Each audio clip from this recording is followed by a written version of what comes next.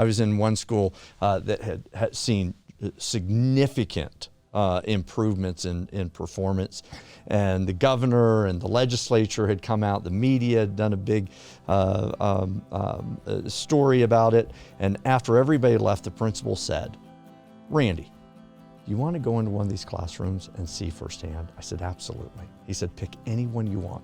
So we walked down the hall, we walk up the stairs, walk down the hall a little bit. I wanted to make sure, you know, it wasn't the first classroom we came up to. And I said, "This one." He goes, "Oh, this is the best classroom of our entire school." And I said, "You'd probably say that about every one of them." He goes, "Yeah, I probably would." So we walked in the class. The teacher was walking up and down the aisles, working with the students. They were in groups, and she saw us walk in and she goes, "Class, can I get your attention? Looks like we have 2 guests that have just walked in. Enrique, will you please stand and tell our 2 special guests what we're working on?" This young man, he couldn't have been more than 10 years old, stands up and in broken English, looking at his shoes, says, "We are studying about the Loch Ness Monster." And then he looks up and then looks back down at his shoes. Wow. He said, "We're in groups of 2. I tell my classmate 3 things that I learned about the story.